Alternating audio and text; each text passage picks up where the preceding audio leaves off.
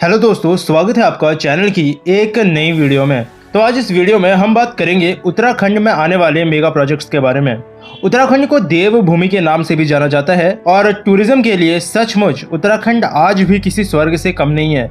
लेकिन बस पहाड़ों की खूबसूरत वादियां ही कई बार उत्तराखंड के प्रोजेक्ट्स में थोड़ी बहुत मुश्किलें खड़ी कर देती हैं। और आज इस वीडियो में हम यही जानेंगे कि किस तरह के मेगा प्रोजेक्ट्स आखिर इस वक्त उत्तराखंड में उसकी डेवलपमेंट के लिए चल रहे हैं। तो बने रहिए वीडियो के साथ। हेलो दोस्तों, मेरा नाम है दीपक, आप देख रहे हैं it's incredible for you.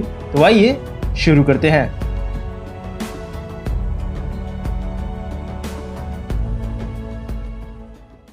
Pantnagar international airport.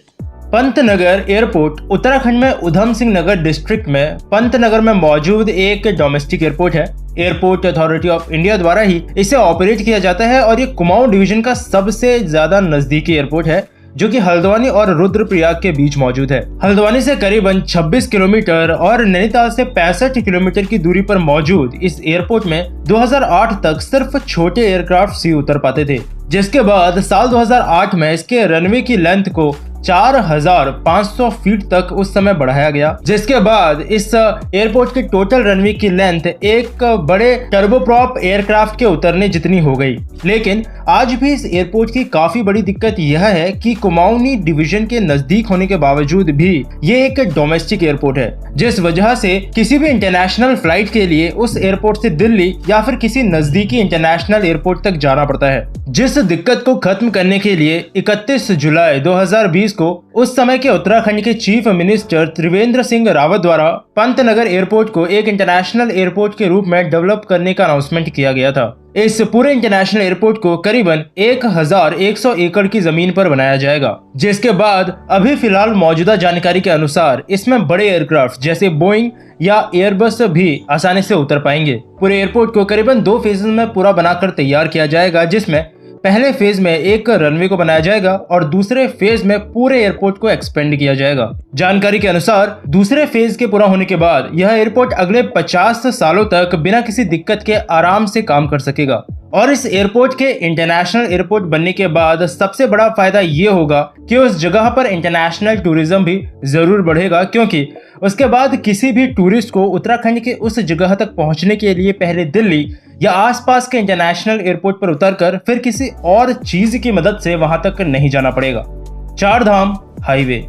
चार धाम नेशनल हाईवे एक 2 लेन का नेशनल हाईवे है, जो कि इस वक्त उत्तराखंड में अंडर कंस्ट्रक्शन है।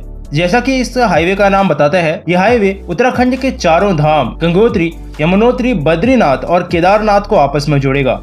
इस पूरे हाईवे की लंबाई करीबन 719 किलोमीटर की होगी, जिसे national highway authority of India he maintain करेगा।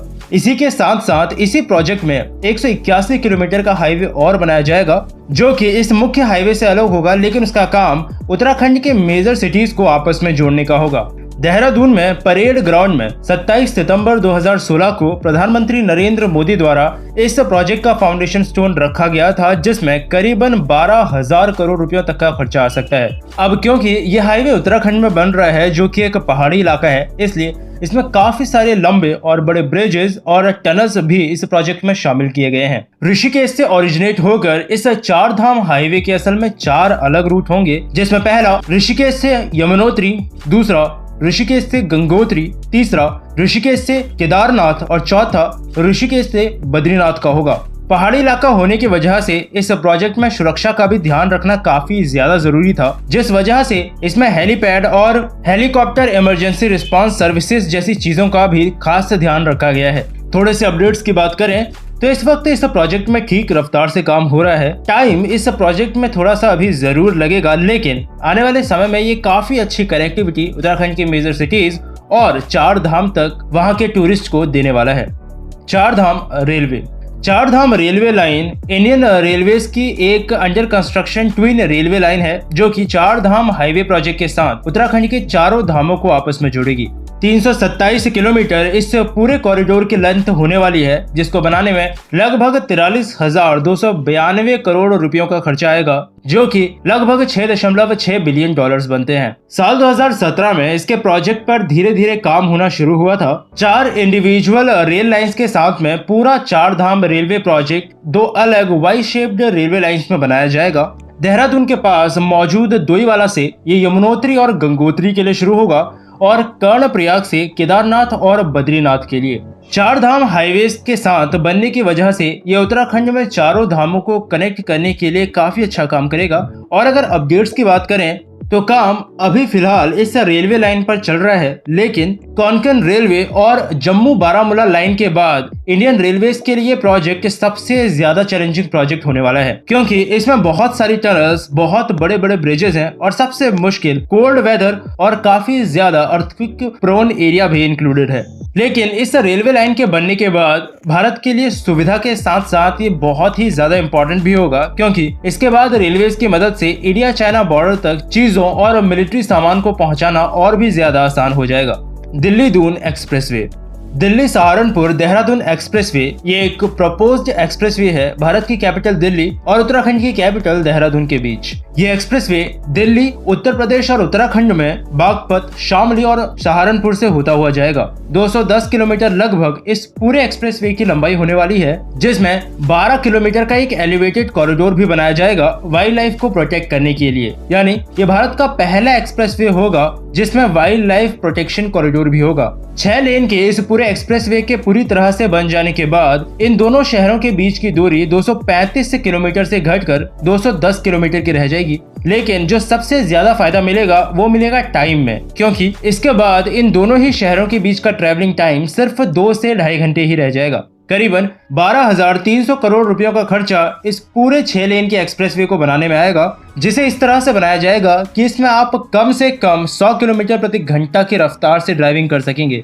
एक्सप्रेसवे में हर 25 से 30 किलोमीटर पर drinking water facility, washroom, recharge facility, parking facility और रेस्टोरेंट जैसी चीजों का भी ध्यान रखा जाएगा। अपडेट्स की अगर बात करें तो अभी इसी साल जनवरी में पहले 2 स्टेजेस के टेंडर्स को अलॉट कर दिया गया है और लैंड एक्विजिशन के काम के पूरे होते ही बाकी बचे स्टेजेस के लिए भी टेंडर्स निकाल दिए जाएंगे, जिसके बाद शायद 2023 या 2024 तक यह हाईवे पूरी तरह से बनकर तैयार हो जाएगा।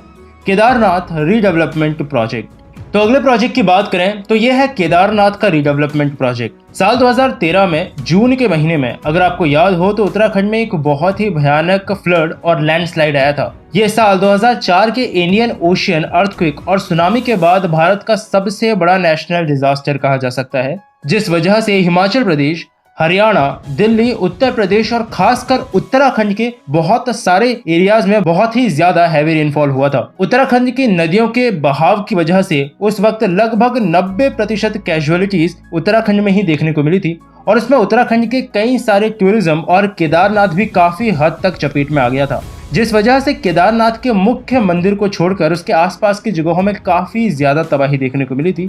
और इस केदारनाथ रीडेवलपमेंट और रिकंस्ट्रक्शन प्रोजेक्ट में उसी को वापस से डेवलप किया जा रहा है। इसके लिए केदारनाथ को वापस से पूरी तरह से एक मास्टर प्लान के तहत तैयार किया जा रहा है, जिसमें इस बात का भी ध्यान रखा जाएगा कि अगर भविष्य में फिर से ऐसी कोई प्राकृतिक आपदा आती है तो उसमें मंदिर और उसके आसपास की जगहों को कोई नुकसान ना हो। इसके लिए पूरे मंदिर और उसके आसपास की जगहों को थोड़ा सा एलिवेट यानी ऊंचाई की जगह पर बनाया जाएगा। साथ ही एक बहुत बड़ी दीवार का भी निर्माण इसी के तहत किया जा रहा है और पूरे परिषद का काफी खुला और काफी बड़ी जगह पर वापस से पूरा निर्माण किया जाएगा। प्रधानमंत्री नरेंद्र मोदी द्वारा साल 2017 में इस प्रोजेक्ट का फाउंडेशन स्टोन रखा गया था और तब प्रधानमंत्री ने ये बोला था कि मेडिटेशन केव और ऐसी ही कई चीजें इस वक्त अब इसमें बनाई जाएंगी। साथ ही बद्रीनाथ के लिए भी एक डेवलपमेंट प्लान को तैयार करने की बात की थी, जिसको इस तरह से तैयार किया जाना है कि इसको इम्प्लीमेंट करने के बाद आने वाले 100 सालों तक बद्रीनाथ और बद्रीनाथ तक जाने वाले तीर्थ यात्रियों को कोई भी दिक्कत का सामना ना करना पड़े।